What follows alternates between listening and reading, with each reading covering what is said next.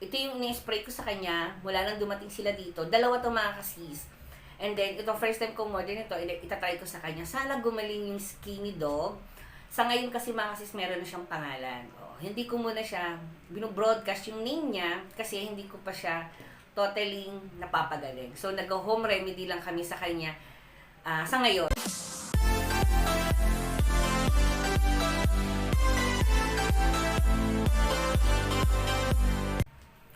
Hi sis! Welcome back to our channel, ang inyong kasis, Gwen Angel. For today's video mga kasis, so andito na yung ating parcel. Ayan. So nagkataon na dumating yung parcel ko, wala ako sa bahay. Dahil nasa vet clinic po kami kanina. And then, tumawag si kuya, sabi ko sa kanya, bumalik siya after 30 minutes. So, 1 hour na ako nasa bahay, wala pa si kuya. So, buti na lang, nasagot ko yung tawag niya. Doon mismo ako nag-message sa number kung saan siya tumawag.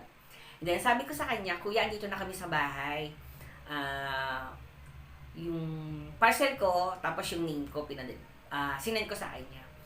After 20 minutes, tumawag ulit si Kuya Ryder. And then sabi niya, ay, andito na daw yung parcel ko. Sabi ko, may magre-receive po ng parcel ko dyan sa may gate. So, ito na, mga sis.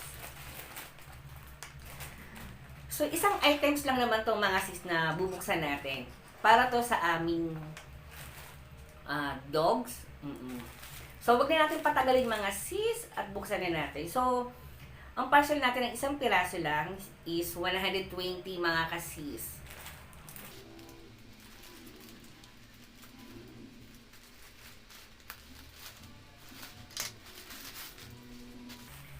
Ayan. So, ito na yung ating parcel. Alam niyo ba mga sis kung bakit ako umorder nito?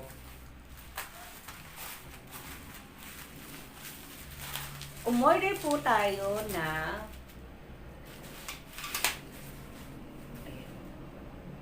Vetnoderm. First time kong umorder ng ganito dahil nga mga kasis, meron po tayong na-rescue na dog. Pagpasensyahan nyo na mga sis medyo yung pananalita ko kasi kaayos lang ng ngipin ko kaya masakit.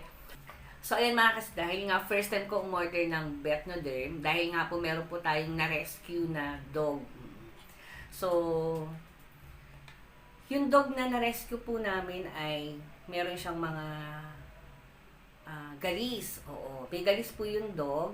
And then meron siyang, hindi namin makita kung meron siyang garapata o ano, pero may nakita kasi kaming galis sa kanya.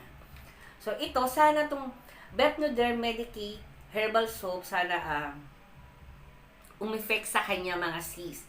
Oo, dahil kawawa naman yung dog na na-rescue natin. So, ayan. And then gumamit din kami sa kanya ng Nature Advance. Ayan. Ito yung ini-spray ko sa kanya, mula nang dumating sila dito. Dalawa to mga kasis. And then, ito first time kong order nito, itatry ko sa kanya. Sana gumaling yung skinny dog. Sa ngayon kasi mga kasis, meron na siyang pangalan.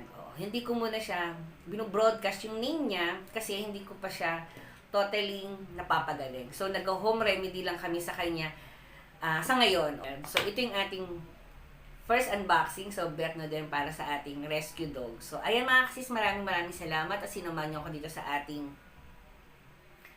Vetnoderm unboxing. So, yun lang po mga kasis, maraming salamat. So, don't forget to like and subscribe.